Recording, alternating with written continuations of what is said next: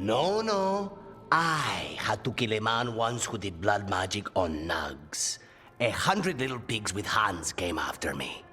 All together in one big writhing ball. Have you ever tried to stab a ball of angry nugs? That was a bad job.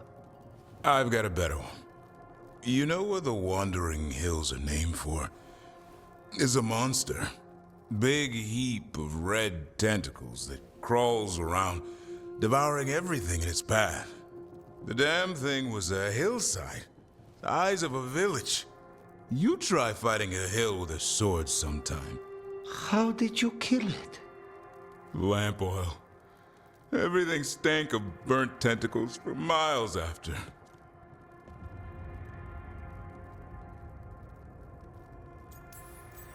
If the two of you were going to open a bottle, you might have told me first. It's not a good bottle.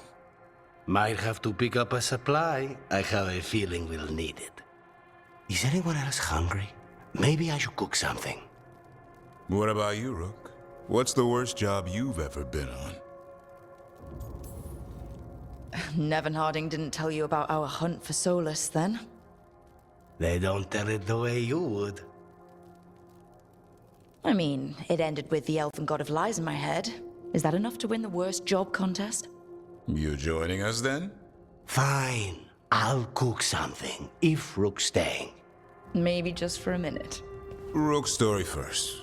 Then Lucanus owes me one about this contract on a Bronto. Mierda. That Bronto.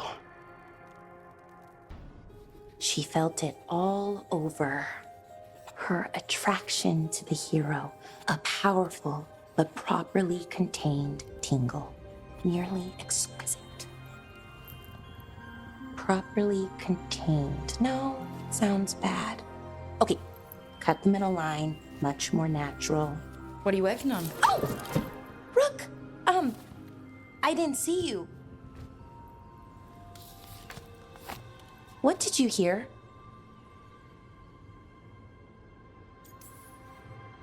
Enough to get a powerful but properly contained tingle. That isn't, I mean, I'm not, Oh, you're joking, right? Most of the time, yeah. Nev found me more cereals. I've read them, all of them, multiple times. And I thought maybe I could try it, writing my own, I mean. Not like Varric Tethrist, but my own sort of thing. For me, and people like me. Something to focus on besides Syrian and all of that.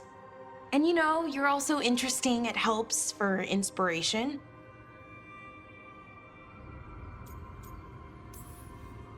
Interesting is certainly a word we could use. But it works. You're fighting ancient gods and everything. And you know the rest. It's impressive. What you've done, I mean, brought everyone together. You're a good person. Really. Being around good people helps. That's the thing about a team. Everyone brings everyone else up. That's what they taught me. The Veil Jumpers, I mean. A team's only as good as its weakest link, so you make them stronger. Like you do, with all of us. So, keep being that kind of person. One everyone can look up to. Anyways, thanks, Rook. I'll talk to you later. Gotta finish this scene. I've got a meeting with the Threads. The threads? What for? I need leads on Aelia. I'm hoping they have something. Damas asked if my friend was coming. Not sure he meant it nicely. There's dangerous fanatics, then there's Aelia. She's loose in Docktown, and we're in the dark.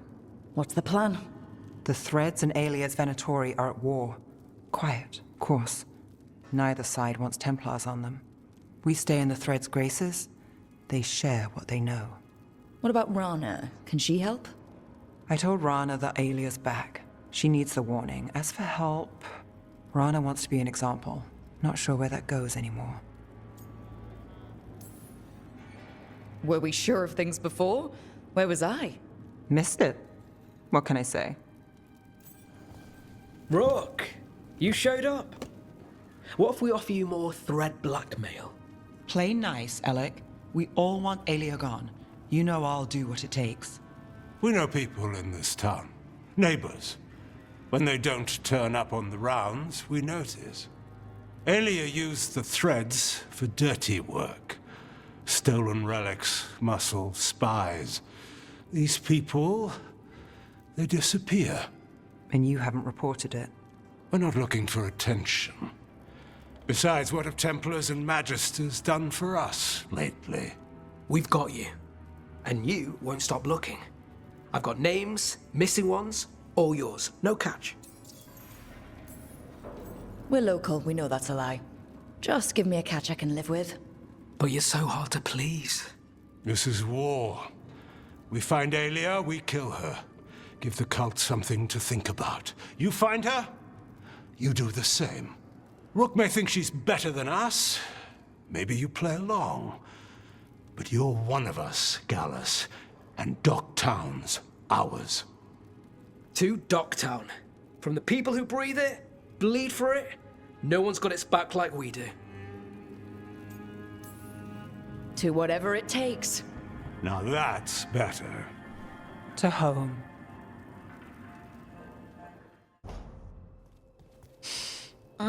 This smells amazing. Does all coffee smell like this? Or just the stuff you make? Coffee has a distinct aroma, if that's what you're asking. Sorry. It was really rare where I grew up. And expensive. Try everything once. That's what I say. I want to, but sometimes I just like having what I like. Nothing wrong with that. So, Harding, what do you think?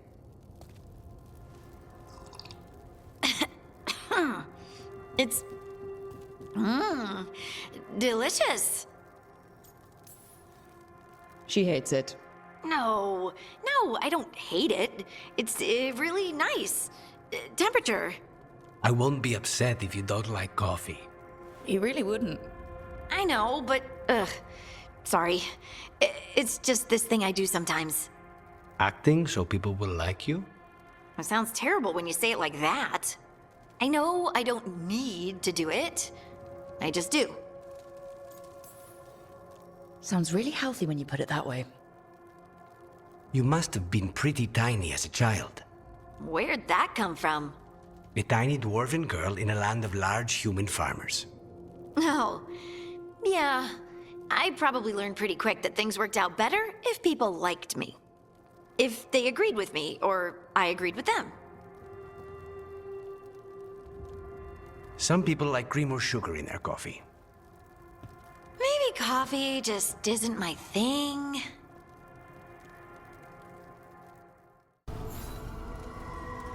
Do you remember, Rook, when I mentioned another ceremony I must perform at the Memorial Gardens? The time has come. I was hoping you'd accompany me again. More grave lighting? No, this would be a more personal visit, whenever you've time. Now, what do you have to say for yourself? Did I miss something? Since we're here to gather flowers for the dead, I thought I'd teach Manfred some plant names. But I just caught him attempting to wade into a rose bush.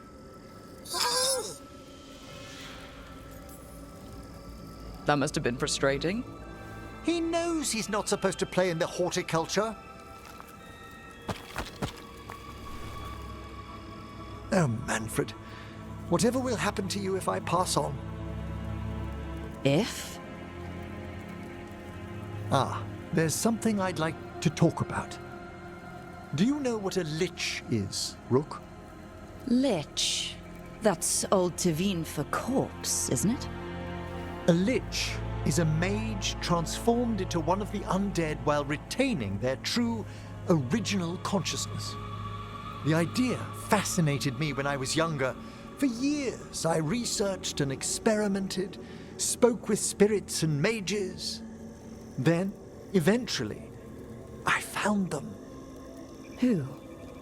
The Lich Lords of the Grand Necropolis.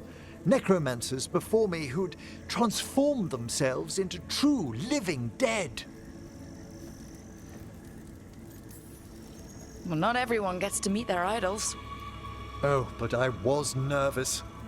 The Liches are the great protectors of the necropolis, bulwarks against forces that threaten creation. After years of tests and rituals, they granted me my desire, the right to attempt lichdom.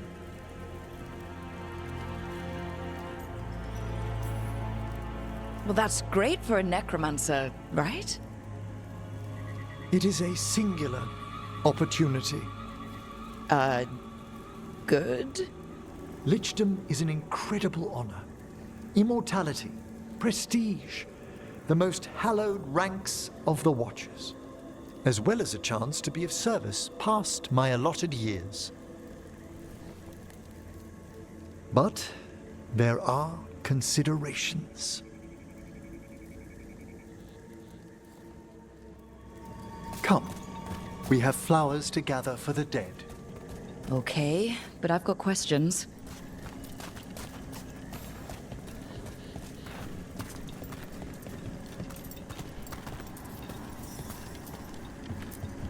Blue creepvine. This will do nicely. Emmerich, aren't most undead just random spirits inside corpses? Liches are different. It wouldn't be a spirit acting in my name. My true consciousness would be housed in my departed flesh. How? The Order must keep some secrets. Moon blossoms, famed in verse and song. Smells like perfume. Do liches have a sense of smell? I've been told that while some of my senses will dull, others will become available. Other than that, I can't say if the flowers would still hold their bloom for me. Lichdom serves a purpose. There are dark things in creation, threats to both our world and the Fade. The Liches of the Necropolis have the insight and the abilities to oppose them. And you're joining them when? Certain elements have held me back. There's no ready instructions for lichdom. The steps must be discovered on one's own over years to be fully understood. Does the spell to become a lich kill you, or do you have to... No, mercifully, that falls to another watcher. After my death, my soul will be drawn back into my body instead of moving on to whatever lies beyond.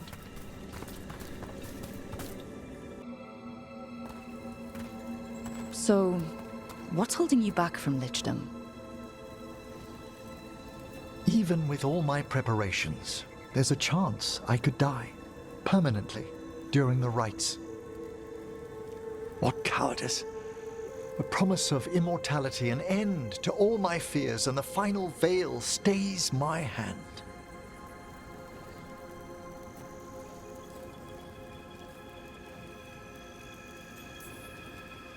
If you want lichdom that badly, you have to go for it. I always thought I'd find the courage when I grew older. Traditionally, candidates for lichdom face one final sifting of the soul. If they avoid it, you saw my old colleague. Hezenkos. She's a lich. A half-lich, though that hasn't diminished her powers. Until I stop her plans, I won't possess the peace of mind for lichdom. Why don't you select the next flowers, Rook? Sure. So what's a half-lich exactly? Johanna attempted the rites of lichdom and failed. Stuck in her in-between state, she is supremely dangerous, but can't learn any new magic. No wonder Hezenkos was shouting so much. No, she's always been that way. What about the sifting of a soul that Hezenkos avoided? The spirits of the necropolis judge whether a candidate is worthy of the power and responsibility of lichdom. How'd she become a lich without it? I shared some knowledge when we were colleagues. She apparently put together more than I knew. It would be just like her to skip the rituals, the cleansings, the preparations of the soul.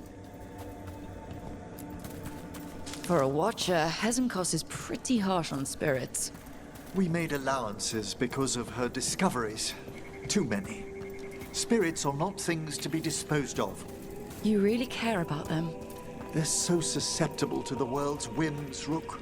Some spirits are dangerous, but how quickly most respond to a bit of kindness or care or simple attempt to understand. For all she's done, I can't condemn Johanna for attempting lichdom. That freedom from mortality, that divorce from fear, and of course, time to read all of one's books. Of course. But how she's abused her abilities.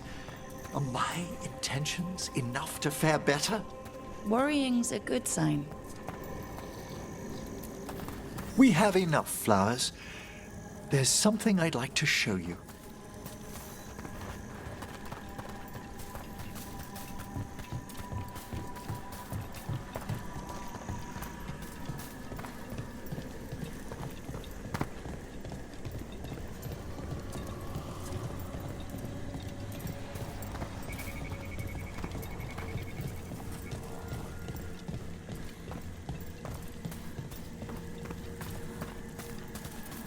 Here we are.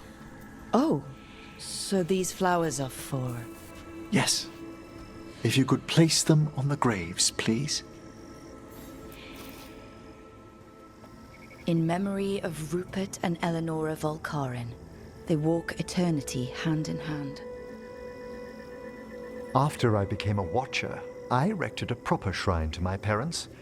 When I come to talk, I like to think they listen. Well, don't be shy. Introduce yourself.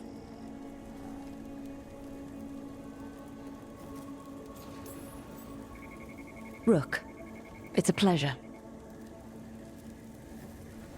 Do you remember your parents? Some memories are bright. Others are akin to those dim, early morning dreams one gets sometimes. Lately, I wondered what they'd think of our current course, the choices ahead. Your lichdom? What would they have wanted me to be? I can tell you what I think they'd want you to be. What's that? Happy. You could always speak with your folks, couldn't you? My parents last saw me as a boy. By the time I mastered my corpse whispering, I was a man. If I woke them, there might be a flash of recognition, or... Besides, if I speak to too many other spirits, Manfred might grow jealous. Can't have that.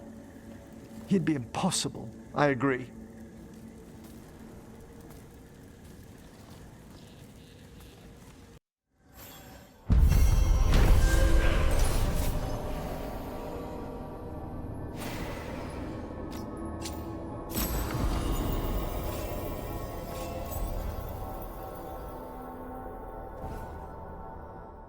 Ah!